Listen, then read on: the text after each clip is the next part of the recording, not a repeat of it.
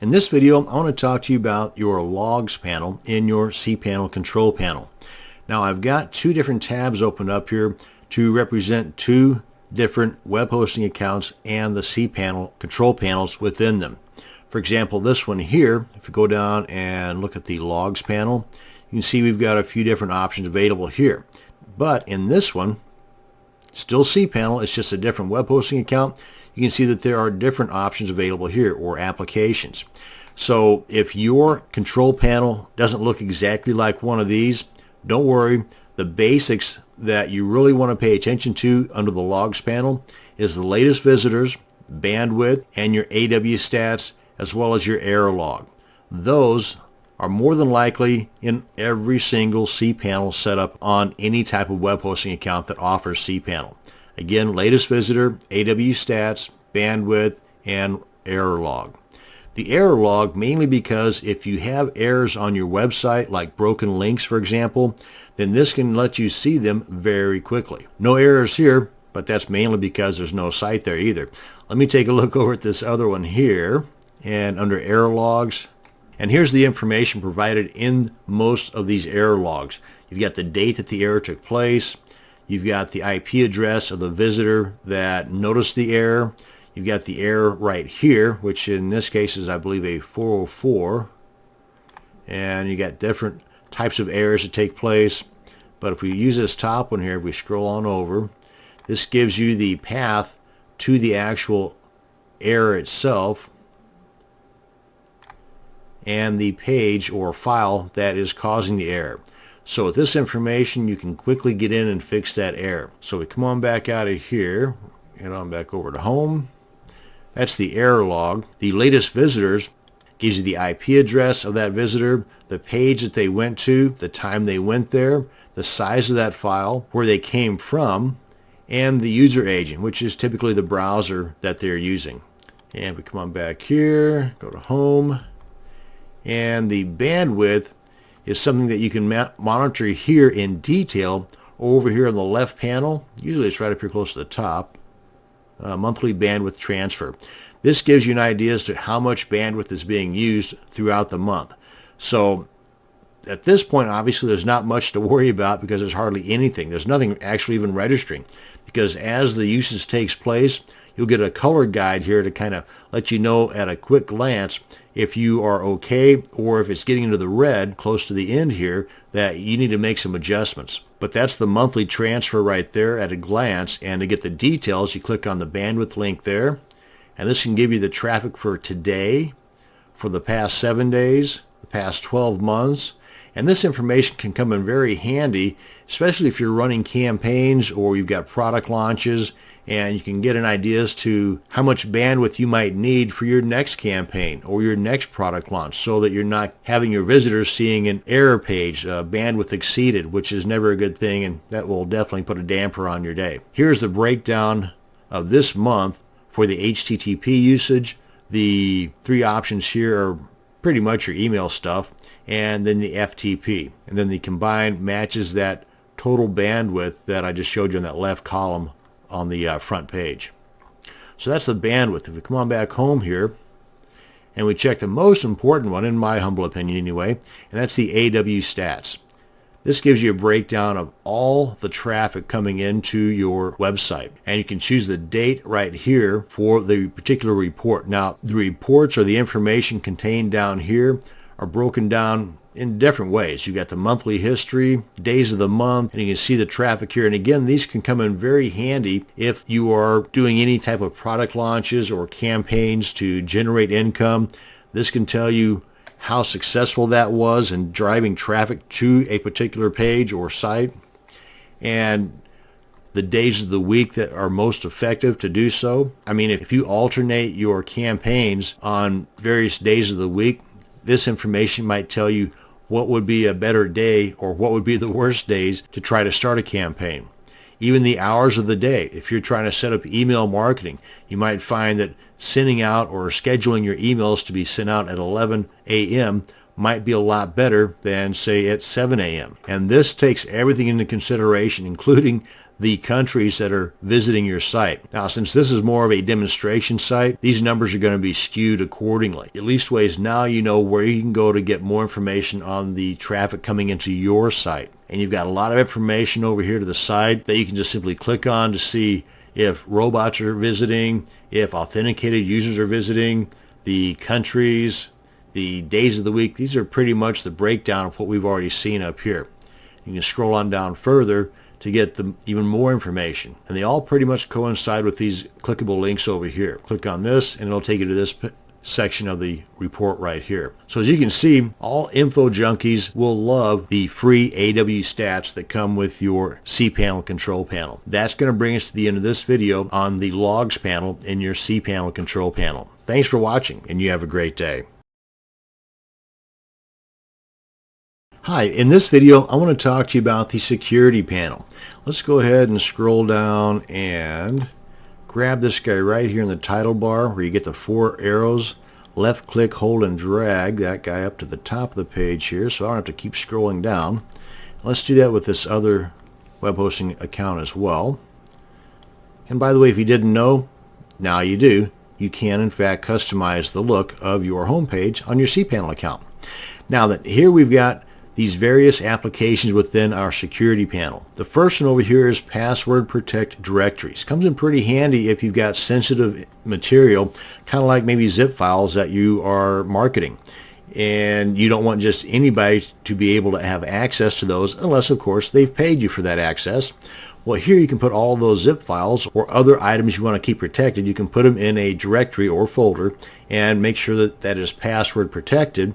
And then you just simply email that username and password to the people you want to have access. IP Deny Manager. I myself like to avoid this, but it is there in case you want to use it. What this does, if we click on this link here, this allows you to deny access to your website files by people associated with a particular IP address. Now, let me just try to explain a little bit about an IP address. Where a home address would tell you where a particular person lives, an IP address is more like the zip code where a lot of people live.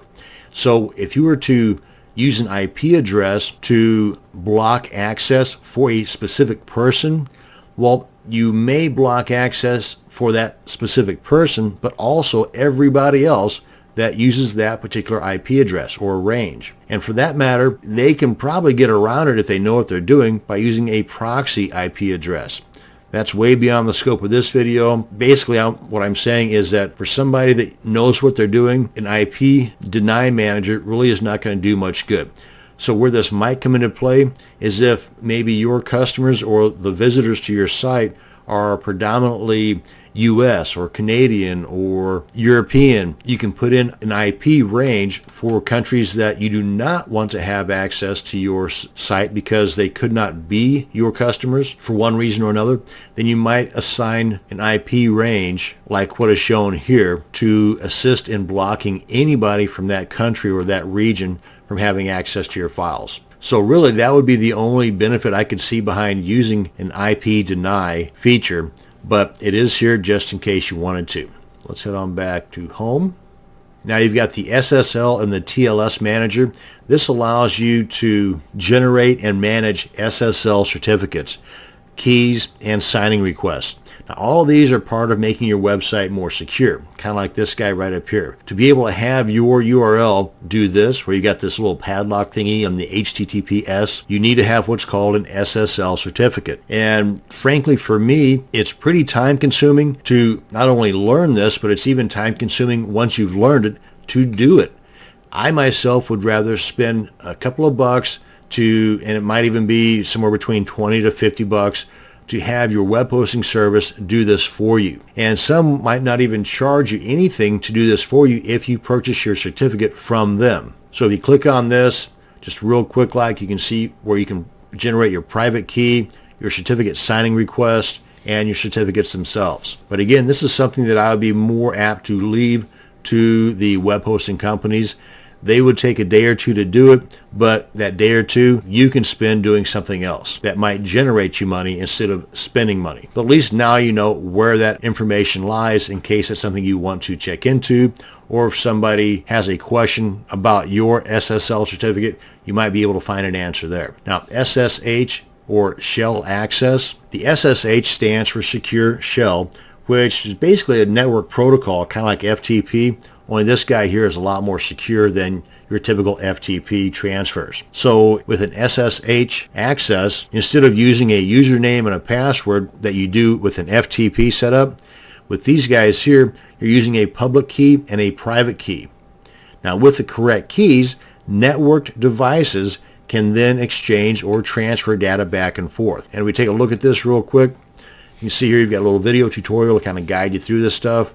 And right here is where you can go into manage your private and public keys. Come on back home here. Hotlink protection comes in pretty handy if you have, say, images, for example, on your website that you don't want people to steal, or maybe if they do steal them, no big deal, but you at least ways don't want them to be sucking up your bandwidth. So if they're going to steal them, they should at least steal them and put them on their own server instead of using your bandwidth in the process. Let's take a look at this real quick, because sometimes there's not much you can do about people taking your stuff, but for them to take your stuff and to steal your bandwidth in the process, that's like a double slap in the face. So here's how you can protect your bandwidth. You may not be able to protect your stuff, but you can at least ways protect your bandwidth by enacting or enabling the hotlink protection. You put in the URLs here to allow access, and here you can create a page, an HTML page, for example, that says something to the effect of this person does not have authorization to provide you with the image that should show here. If you want to see that particular image, go to the authorized URL and then just put that URL on there. Again, whatever you want to put in here, if you want to put anything in here at all. You may just block it, so then they would just get an error on their website where they're trying to post that image and take your bandwidth in the process. And here you can put the different types of extensions, whether they're just images or even PDFs or zip files or whatever. Most of the time, though, this is just going to be to protect images, and that's why by default you've got the most popular image extensions here. And if you want to check this box here, you can. That allows direct request. Basically, if they enter the actual URL of the image into a browser, then the image would show. Myself, for true protection, I would just put in the URLs to my websites that have these images posted on them and just leave it at that. Make sure that I've got enable checked, and then if I do make any changes here, click on submit, and also make sure I've clicked enable, and then that hotlink protection is activated. So that's hotlink protection.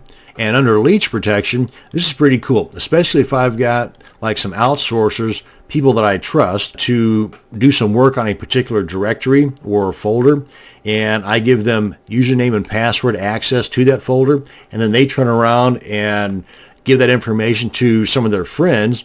Well, with Leech Protect, I can put a stop to that. Let's go ahead and click on this guy right here. Let's assume that's the directory that I've given access to. Well, I can put in here a number of login attempts that once exceeded, something's going to happen.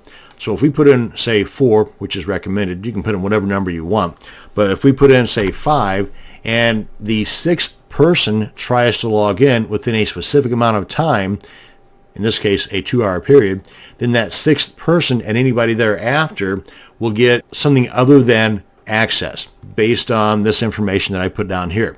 They might get redirected to another URL that I've got set up. The account might be deleted altogether if I check this box here.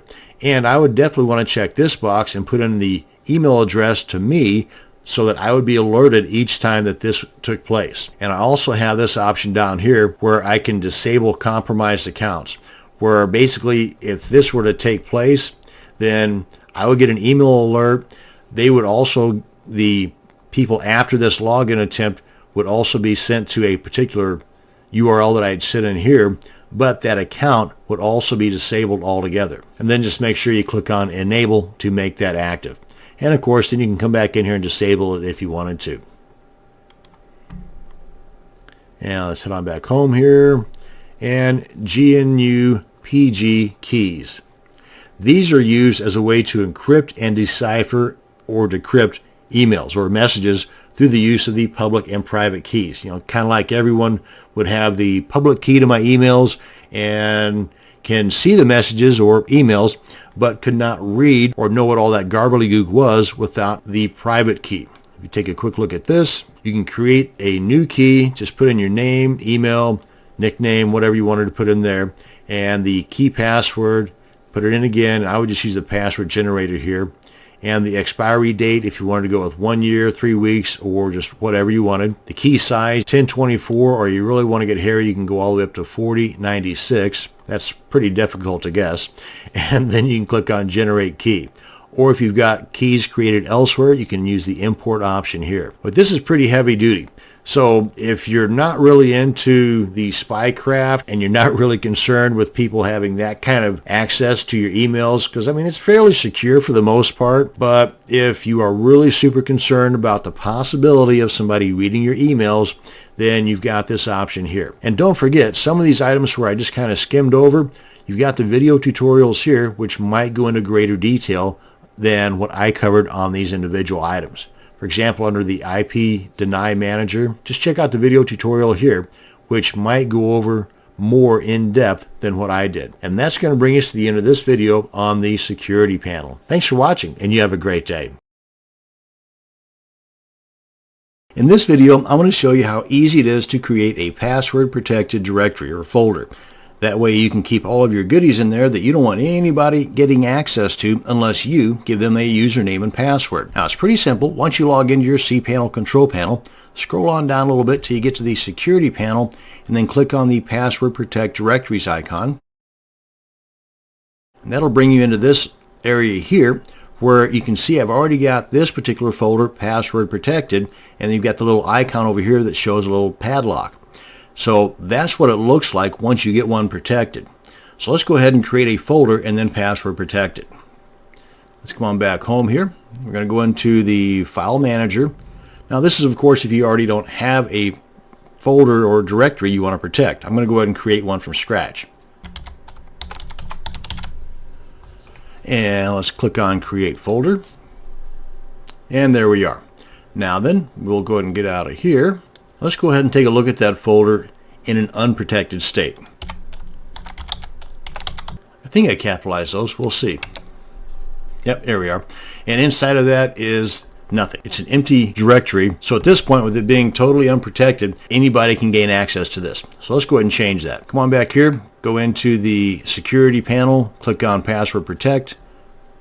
And now then, let's select that particular directory. Come on down here, check that box if you want to protect it. Don't check it if you don't want to protect it. And then give it a name. You can name it anything you want to. It doesn't have to be the same name as the folder you're trying to protect. There, I even have it as a different name. And then we click on Save. And now it's protected, but no one can have access to it because there's no username or password associated with this particular directory yet. Let's come on back here and test this. Now, if everything works out properly, a box should pop up asking for a username and password. Just like that. But since there isn't one yet, we don't have one to put in there, so we're going to cancel out of this, and that's what you're going to get. Let's come on back here and create a user and a password. And you're not limited to the number of users or passwords you can create for this. And you can either enter your own password here, or you can use a password generator to create a very strong password. And then click on Add Modify Authorized User. And there we are. That's the username. That's the password. Click on Go Back. And if you want later on to delete this username, just select it. Click on Delete User. Boom. They no longer have access. Now then, let's go ahead and come on back here and see about that box popping up there. Now I've got that password in my clipboard. Go ahead and paste that in there. And me. And this should get us back to the index page like this. And that's how simple it is to create a password protected directory. Thank you very much for watching, and you have a great day.